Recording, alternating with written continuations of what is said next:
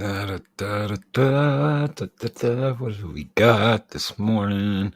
As monthly blizzard. IGN post statement clarifying their report. Oh, I ain't touching that with a 10-foot pole.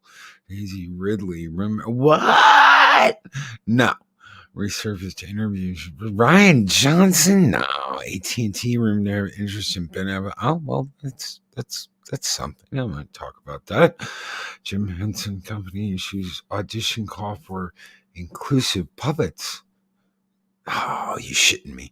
Matthew McConaughey shares picture of himself wearing a mask in the middle of nowhere. What the hell is wrong with you, bro? Oh, that's all the stuff I've looked at. New released storyboards show additional scene Kong. Maybe. Loki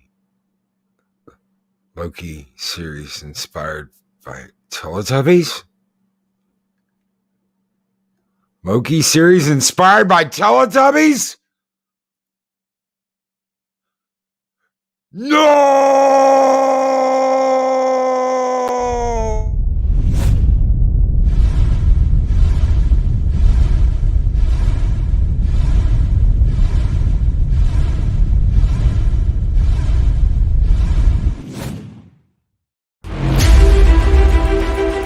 This video is not intended for children. Viewer discretion is advised. If you haven't already, please like, share, and subscribe. Thank you. Thank you.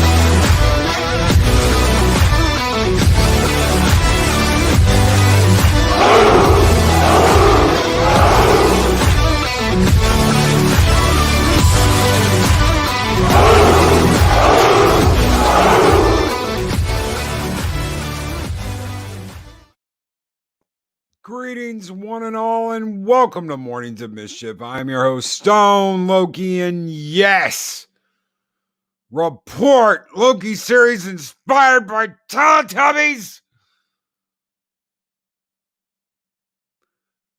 New report claims the upcoming Loki series for Disney Plus, starring Tom Hiddleston, is inspired by Teletubbies by John F. Trent, bounding into comics.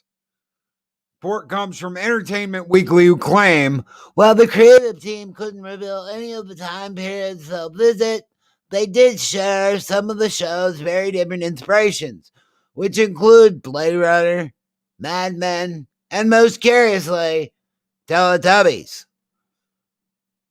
Oh my God, what the hell?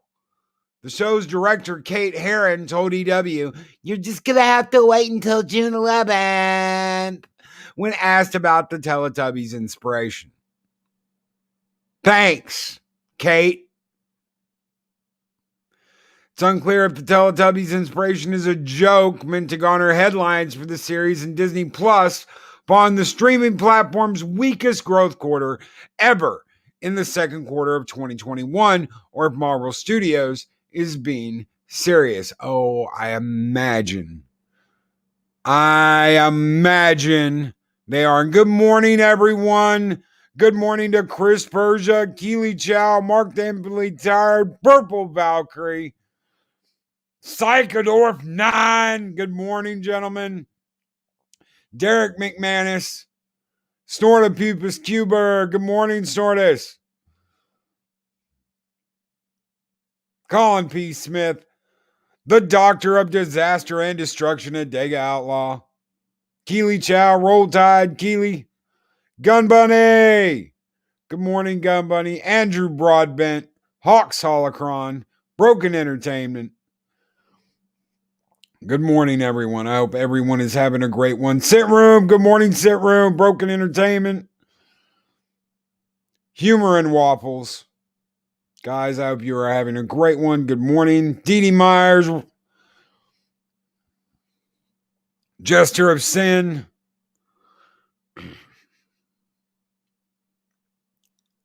Disney Plus subscribers increased to 103.6 million at the end of the second quarter. It was an increase of 8.7 million subscribers compared to the end of the first quarter, where they reported they had 94.9 million.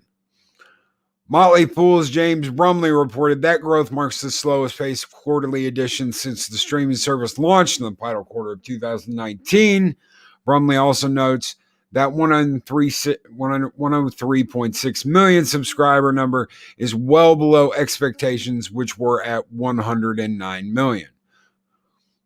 I won't be happy till it's 0. When asked if there's a baby son involved, she responded, "It's actually a reboot. Tom plays the son."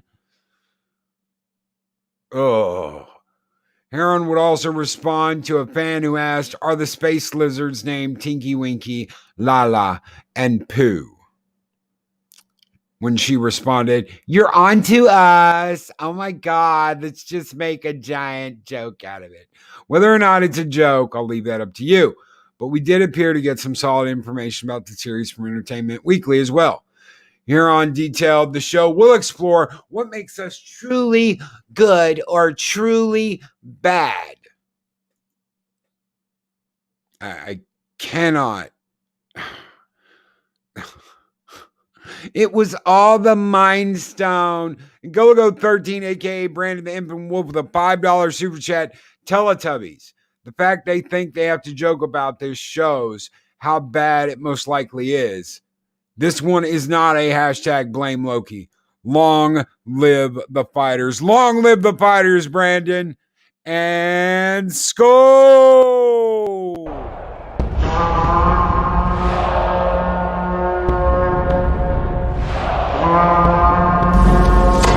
Long live the fighters!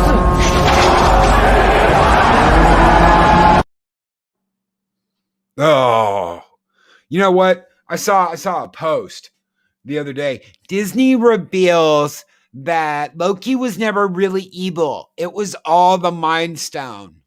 Wait. No.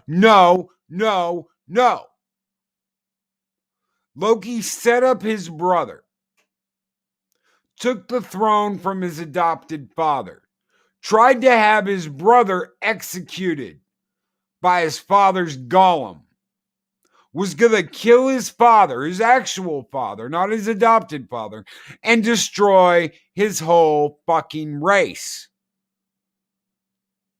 And Loki isn't evil? He is the villain of the story. It appears that exploration will primarily be done through Loki, given this version of the character escaped S.H.I.E.L.D. custody following his failed invasion in the first Avengers film. That was shown in Endgame.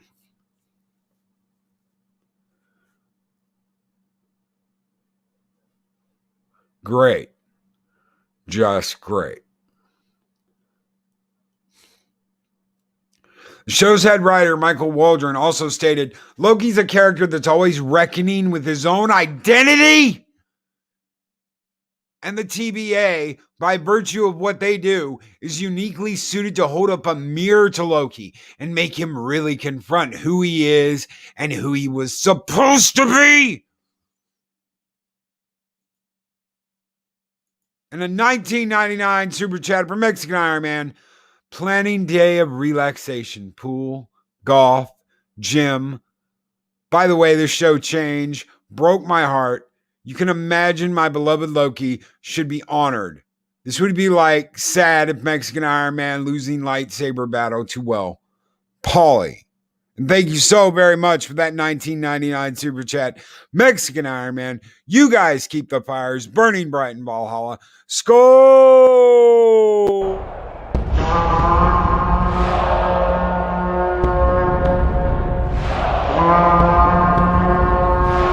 Spartans!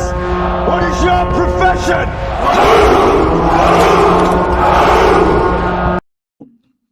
The head writer also explained his pitch was kind of a big, crazy, fun time adventure without Loki.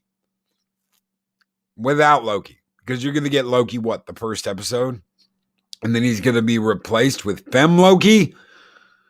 The official description for Loki reads, Marvel Studios' Loki features the god of mischief as he steps out of his brother's shadow in a new Disney Plus series that takes place after the events of Avengers Endgame. Tom Hiddleston returns as the title character, but will be replaced by a woman, joined by Owen Wilson, Gugu Mbatha, Sophie DiMartino, who will be Femme Loki, Wunmi Mosaku, and Richard E. Grant.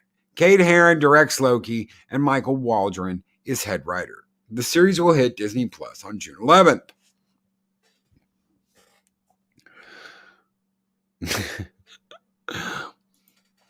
And Gologo13, aka Brandon the Infinite Wolf with the $2 super chat. Can I get a sniper skull? Put this out of my misery. Ask and thou shalt receive, Brandon. Skull!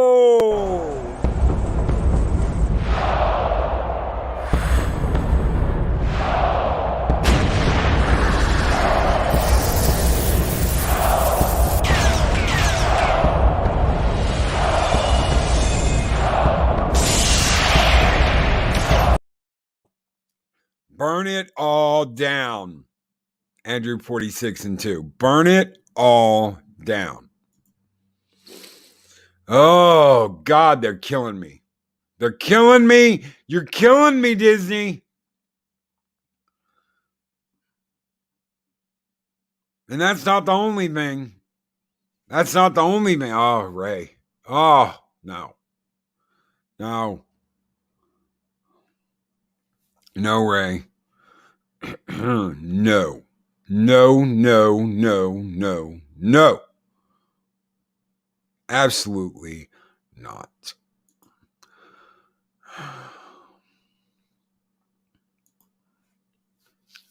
I love when I see something like this. New survey shows Japanese audiences want Hollywood to stay away from anime.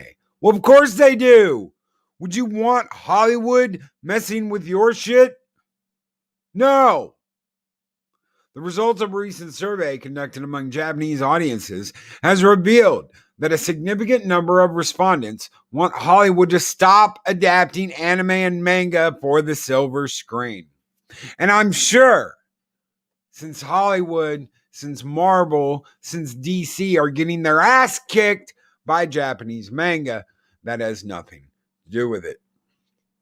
Conducted by Japanese video streaming guide OneScreen, the survey asked 1,000 men and women in their teens to 60s nationwide a simple question. What anime/manga would you like to see live action in Hollywood in the future? In response, nearly half of those surveyed answered none.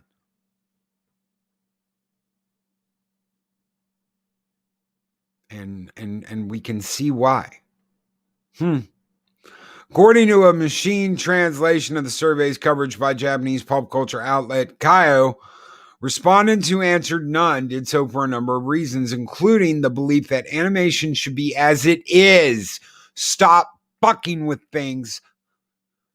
A fear that a typical Hollywood adaptation would destroy the worldview of a given series, and because the dream is likely to break if it is made into a live action film. Of course, the survey was not without its supportive respondents. Following the understandable negative top response, the most popular answers were Demon Slayer, with 60 votes. Attack on Titan, 48 votes. Jujutsu Kaisen with 34 votes. These series appear to have ranked out of a desire to see the stories brought to life through the use of Hollywood special effects and production values, with one fan who voted for Jujutsu Kaisen even stating that he wanted to see the series' action scenes reproduced like a Marvel movie.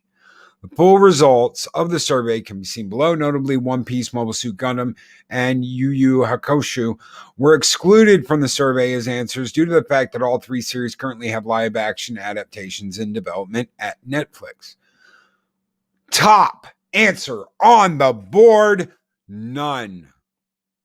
456 votes, none.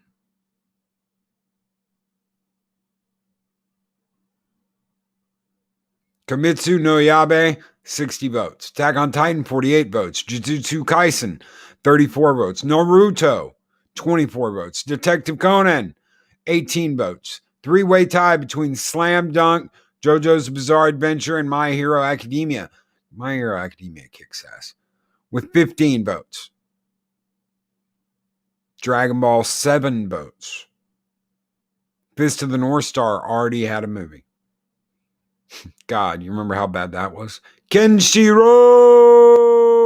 Given how every Hollywood adaptation of a Japanese manga has disrespected and butchered the source material, save for Robert Rodriguez's Alita Battle Angel, and arguably the Wachowski series Speed Racer, these results are, to say the least, unsurprising. They don't want their stuff being remade by Hollywood. Just pull it and say no. Just pull it and say no. And a $1.99 super sticker from Mags. Good morning, Mags. And she throws out a heart. Thank you so very much, Mags, for that $1.99 super sticker. You guys keep the fires burning bright in Valhalla. Skol!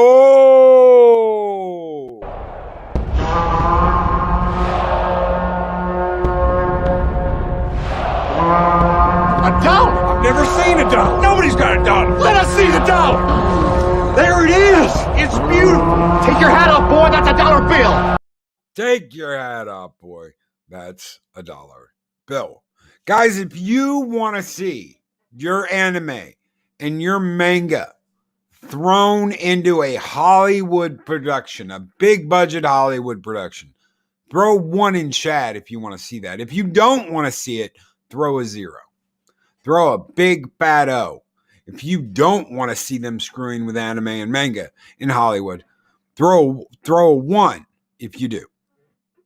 We'll wait. 42, Project Storytime 0, Speaker for the Dead.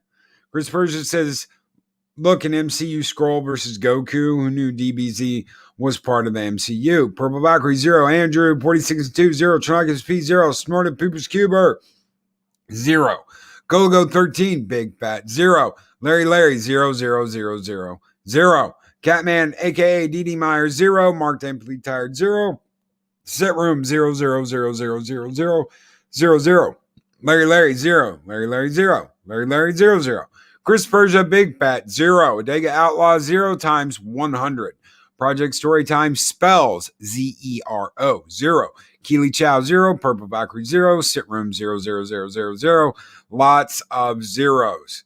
Psychodorf 9, nah, until Hollywood does entertainment again. Entertainment.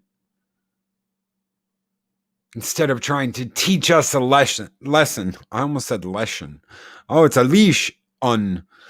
Thank you so very much for that $2 super chat, Psychodorf 9. You guys keep the fires burning bright in Valhalla. Skol!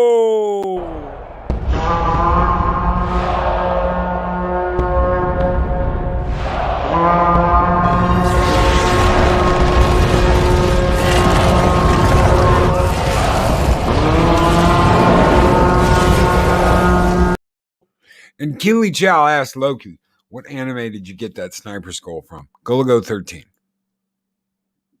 That is Go 13. With his long rifle. Blasting away. Doing things no other marksman could ever do. Mexican Iron Man, Mexican taco enchilada, 0. It's kind of funny. No one wants to see your anime brought to life. You don't even want to see your anime brought to life on the silver screen. So, just don't do anime. But Netflix is already in the middle of doing some. Absolutely, positively mind-boggling. Oh, look, Netflix is going to make Ultraman. Great. Snake Eyes! Oh, looky here. Snake Eyes. Now, let me tell you guys something. Snake Eyes was a gaijin. Snake Eyes was a gaijin that washed up on the shores of Japan. He was a blonde-haired, blue-eyed white man.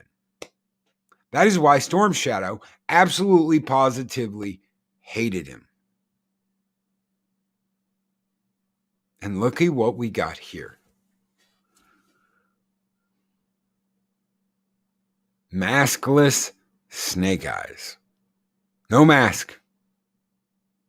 Doesn't need a mask. He doesn't need a mask. Who needs a mask? Paramount Pictures released first look at Baroness, Scarlet, Akiro, and a maskless Snake Eyes for their upcoming Snake Eyes G.I. Joe Origins film. It's an origin film for Snake Eyes. Only in theaters July 23rd. And look, there's an IMAX symbol. Yay! Snake Eyes G.I. Joe Origins features a race swap Snake Eyes played by Henry Golding. He's joined by Andrew Koji, who plays Storm Shadow.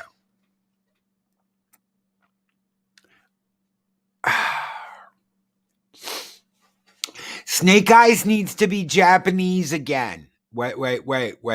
He never was. No, you're just white swapping. No, you're just race bait. No. Snake Eyes was a white. No, he wasn't. Yes, he was. Holy shit. Hold on. Boom. Under investigation, cleaned out his desk yesterday. You know what's funny? I'll go ahead and say this about this. Because for those of you who don't know, Psycho Dwarf has dealt with some pretty hairy shit at work. Some people doing some pretty underhanded shit. The ones that scream the loudest, that they're the ones that have been wronged. Those are the ones that always end up packing up their shit and going for whatever reason. Kind of reminds me of almost like victimhood.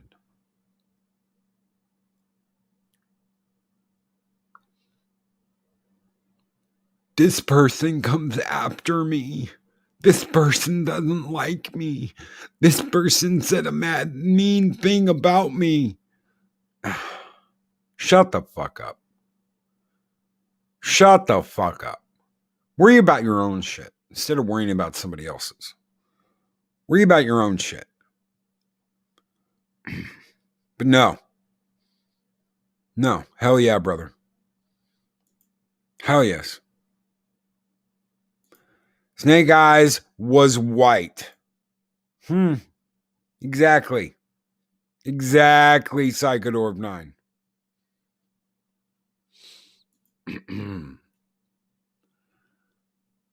Snake Eyes G.I. Joe Origins features a race swap Snake Eyes played by Henry Golding. I read that already. He's joined by Andrew Koji. Ursula Corbero plays the Baroness. Samara Weaving stars as Scarlet. Haruko Abe is Akiko. Tahiro is Kenta. And Iku Uwais, I hope I said your name right, is Hard Master. The film's description states, Snake Eyes, G.I. Joe Origins, stars Henry Golding as Snake Eyes, a tenacious loner who is welcomed into an ancient Japanese clan called the oh my lord, I can't say it. Arashikage. after saving the life of their heir apparent. It continues. Upon arrival in Japan, the Arashikage teach Snake Eyes the ways of the ninja warrior while also providing something he's been longing for, a home. You know what's funny? It's really funny because the whole idea behind this was that a gaijin, a white man, an outsider, was taught the ways of the ninja and taught the Japanese culture, and he respected it more than Storm Shadow. Isn't that interesting? Kind of showed you that it didn't matter whether you were Japanese, it didn't matter whether you were Chinese, it didn't matter whether you were from Africa, it didn't matter whether you're from Europe or the States or South America, it didn't matter where you were from. You could be a part of another culture. You could learn to respect their cultural beliefs. But a white-haired, blonde, blue-eyed male, nah, they can't do that. We can't show that happening, ladies and gentlemen. We can't show them going down that road, can we? But when secrets from his past are revealed, Snake Eyes' honor and allegiance will be tested, even if that means losing the trust of those closest to him. The description concludes. I mean, you see his face fine. As reported in Entertainment Weekly, not only will Snake Eyes not wear his mask in the upcoming film, but apparently he will also talk.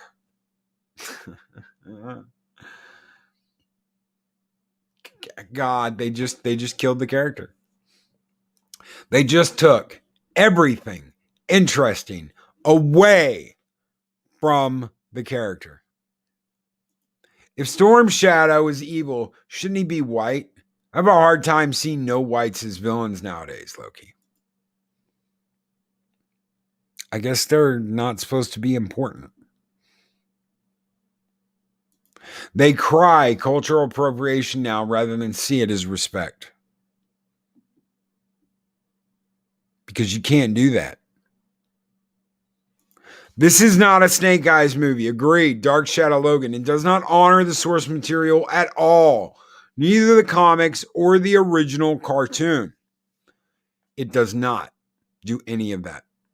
It does not honor the original comics, the original cartoon. It does not honor the source material. It is not Snake Eyes. But, I mean, let them run around like chickens with their head cut off. Let them run around like chickens with their heads cut off. Tom Cruise did it. Yes, he did. Last Samurai.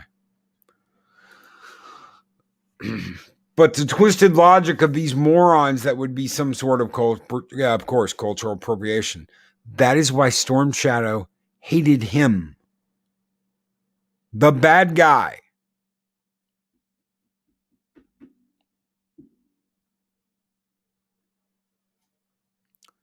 Snake Eyes in name only. Sino. Larry.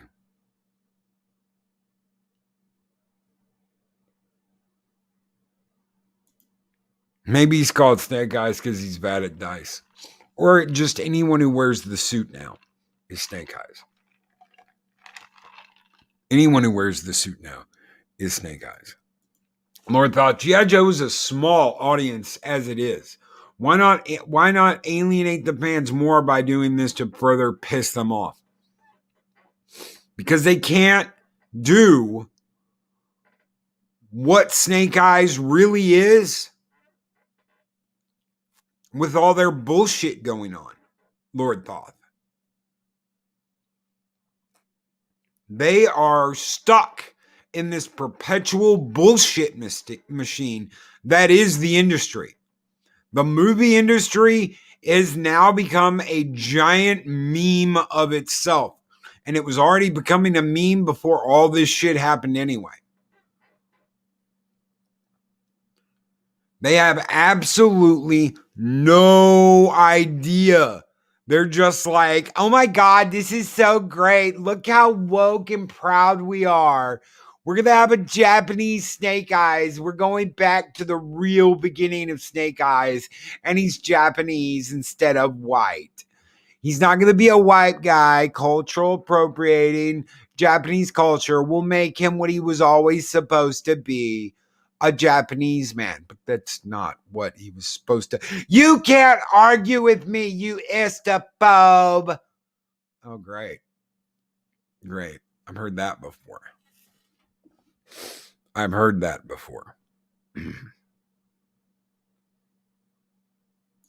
Yeah, let the bailouts continue. Psychodorf 9, let the bailouts continue.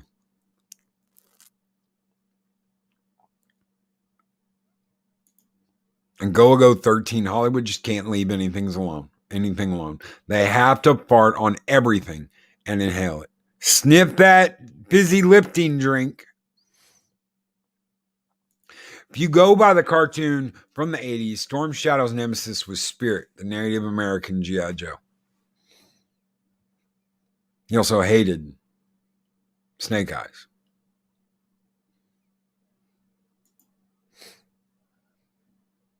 No. Hollywood has no idea what source. They don't care about source material because that was written in an age of istaphobes. So even if they do know, even if they are told what the source material is, they're just going to point a finger at it and call it ist, obes, and Yahtzes. That's all they're going to do. Ninjas were both Japanese and Chinese coming from the same islands way back. Yeah, the idea was that a group of thieves worked with Shaolin monks to retrieve some of their food, and in return, the Shaolin monks taught them martial arts, and that eventually turned into ninjutsu. The monks were being harassed and used the thieves to steal their food back. Please stop calling Snake Eyes he/him. That's not Snake Eyes. Pronouns. Hashtag not your Snake Eyes. Snake eyes. Snack eyes. Snack. Snackety snack snack. Snack. To be able to launch a franchise like that, it was just too good to be true. And especially with a character like Snake Eyes, about whom a lot of people don't know too much. They know him as this insane operator that completes missions. Insane. No, my friend. Not insane. That completes missions and is an absolute weapon. But who's the guy behind the mask? And what's his story? I wanted to see something different, and I wanted it to look different and be different. So we're not going to do a movie about Snake Eyes. We're going to do a movie about something different and call it Snake Eyes. Gotcha.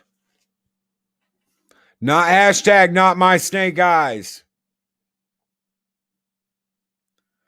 Golding previously discussed a maskless Snake Eyes back in January of 2020, where he noted seeing him with his mask on missed things. The actor stated, "It's an absolute honor to play such an iconic character.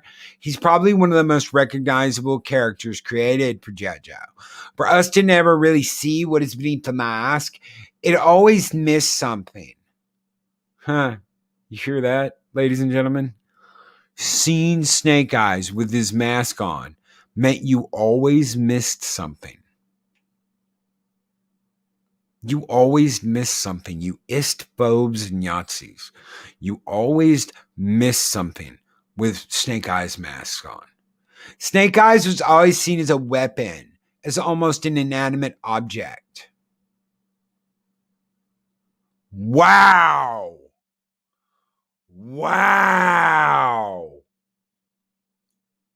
Right there. Not making this shit up. I can't make this shit up. Inanimate object. Well, ladies and gentlemen, boys and girls, I had it all wrong. I've had it all wrong. All these years, he was just an inanimate object.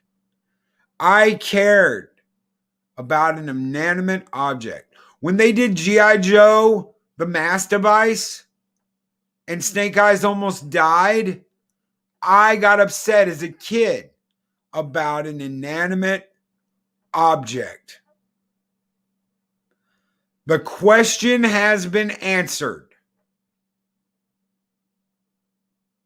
Snake Eyes was never anything more than an inanimate object.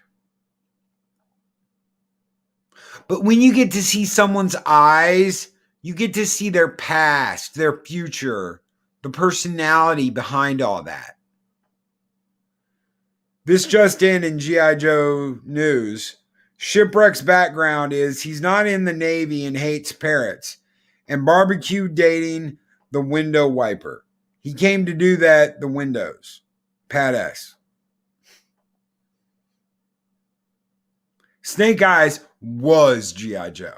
Go 13. I don't think they watched the same G.I. Joe that I did. I don't think they watched the same G.I. Joe that I did, Gun Bunny. Snake Eyes is the tip of the spear. Not anymore. He's just the spear. That's all he is. That's all he ever was. An inanimate object that must be brought to life with wokeness. Is it too early to start drinking today? Asking for a friend. I've got some Vanilla Crown sitting here. And I've got about a half a cup of Dr. Pepper left from this morning. This is shit. This right here, you never watch the character. This is a talking point someone made for him. To dehumanize the original Snake. The original Snake was the most human member of the G.I. Joe team. He was G.I. Joe. He was the heart of G.I. Joe. And you just made him into nothing. That's a talking point that had to be made. That right there is a talking point they pushed to make. Not only will the character be maskless and talk, but D. Bonaventura also says the film will answer some questions about the character. Entertainment Weekly's Nick Romano says one of those questions will be like, what is Snake Eyes' real name? You'll learn who he is, where he came from. Great. Interesting that they tease these questions when Larry Hama, Steve Liloa, Frank Springer, Andy Muschinsky, George Russos, and Rick Parker answered most of those questions in G.I. Joe, A Real American Hero, Snake Eyes, The Origin. When Snake Eyes returns from Vietnam, it's revealed that his family was killed in a car accident by a stoned-out vet. With no family in the United States, he leaves for Japan to reunite with Tommy, who had previously offered to let him join the family business. Oh, looky right there. Huh. They sure did a real good job with casting, didn't they? Other questions like what Snake Eyes' real name is doesn't need to be answered, as it takes away from the mystique of the character. As longtime G.I. Joe and Snake Eyes writer Chuck Dixon explains, God, I love Chuck Dixon, Larry Hama understood the very simple principle that mystery enhances and engages the reader. The less you know, the more you want to know. And he made Snake Eyes a mystery. By making him a mystery, he made him cooler. D. Bonaventura does provide some details to EW about Snake Eyes for the film. He says, his life has now been completely and utterly affected by his scar. Apparently, the disfigurement will lead him into the arms of Arashikage, and he's driven by the wrong motivations. While with Arashikage, Snake Eyes will apparently face 3 trials in order to be inducted into the clan. D. Bonaventura says he's a burdened man when the movie begins, and in this process, he lifts some of the burden. By the power of virtue signaling, Purple Valkyrie. He adds a lot of his internal search to find the balance in his life. That's the gravity of the movie. There's forces pulling him in 2 different directions, and I'm sure the direction he's going isn't woke. As for Snake Eyes' relationship with Storm Shadow, Golding says Storm Shadow and Snake Eyes, their brotherhood relationship is one of the most famous in the G.I. Joe lore. He adds they have such an interesting, forever wavering relationship of hate and love. They love each other as brothers because they've been through the same thing.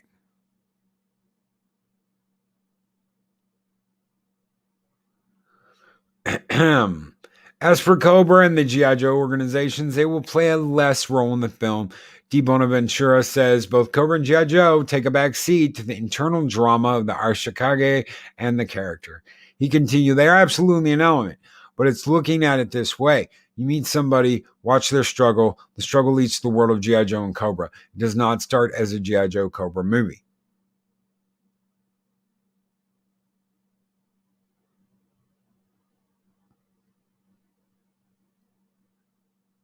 Something is wrong with that picture.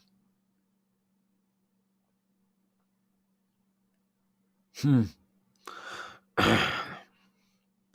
starts as an Arashikage movie and its Snake Eyes character arc. You come to realize that the Arashikage, as they've traditionally been, are affiliated with the Joes. Therefore, that brings in Cobra. There's a gradual reveal that there's a larger world here.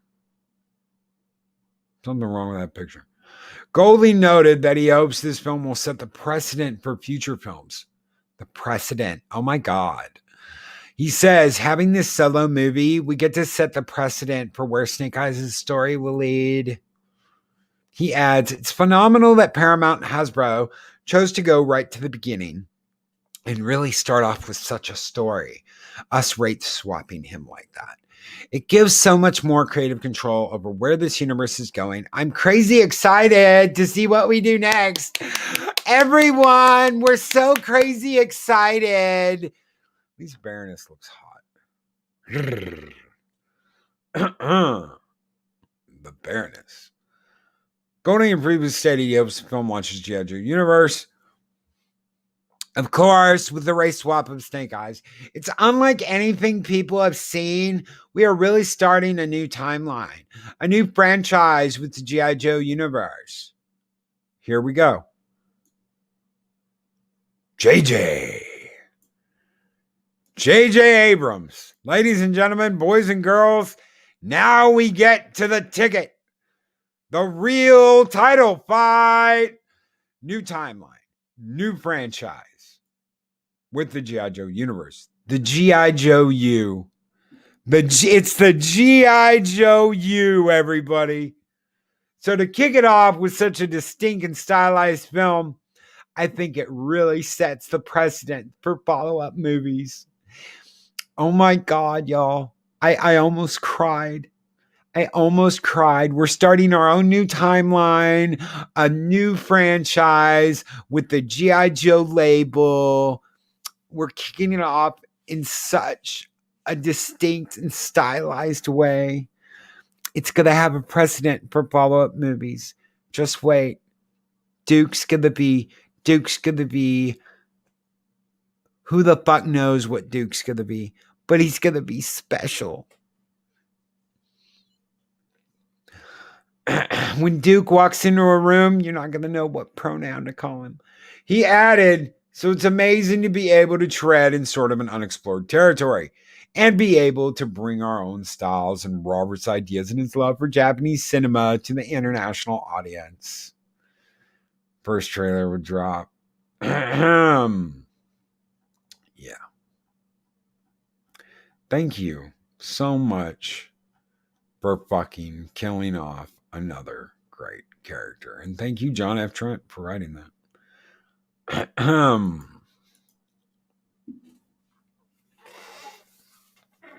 What the fuck?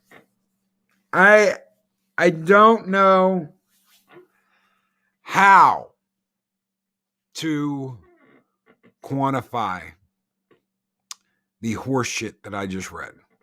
From Loki to Snake Eyes.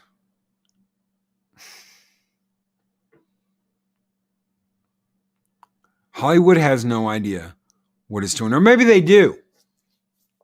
Maybe they do. Maybe they know exactly what they are doing. And they just don't care. They don't. The movie industry is in shambles. Theaters are closing, even though some are opening back up. They are closing. They are going bankrupt. They are losing everything. And they keep coming out with this shit.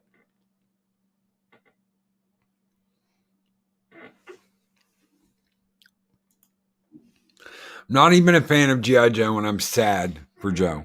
Another franchise been over for the JJ. This guy's formula is getting old, and everyone's following it. Everyone is following Android 46 and 2. They're like little children stealing our toys and breaking them. And they enjoy it. Don't even think for a second. They don't enjoy this. This is all to make a point. This is all to teach you a lesson. This is all to shame you and shut you up and teach you the error of speaking up against the industry.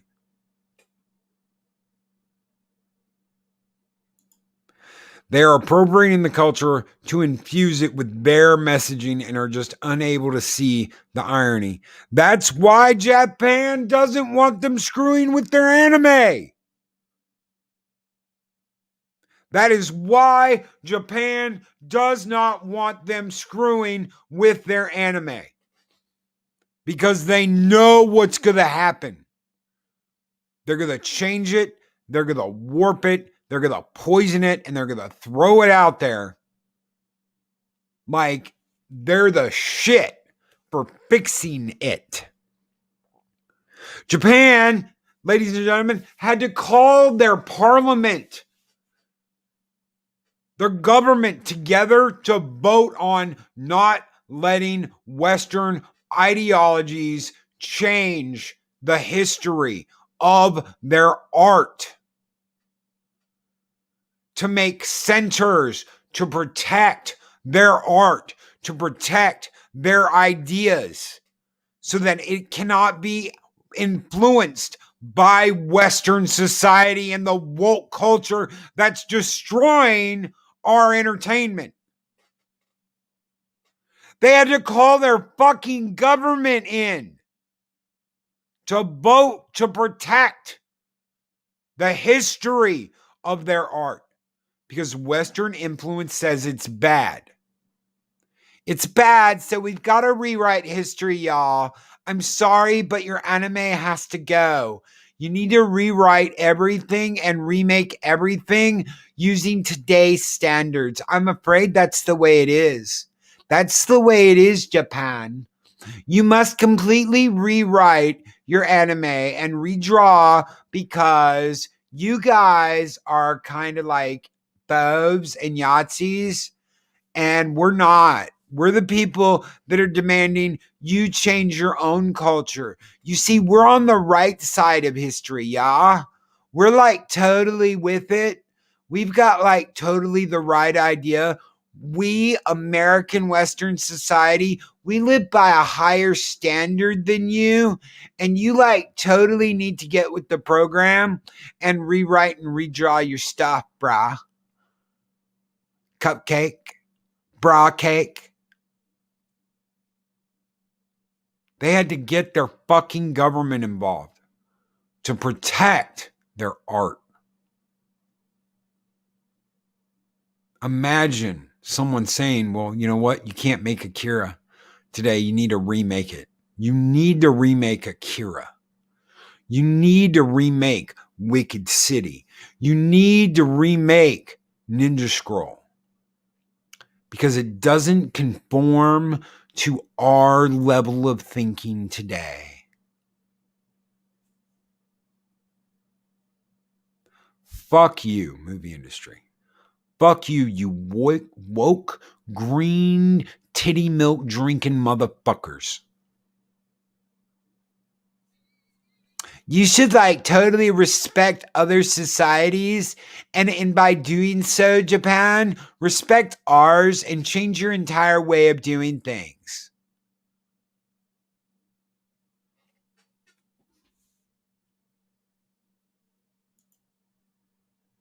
Well,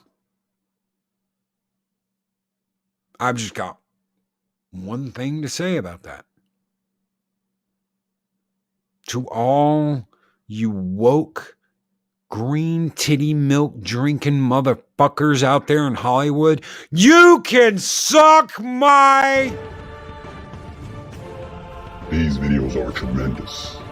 Like, comment, and subscribe, and hammer that notification bell.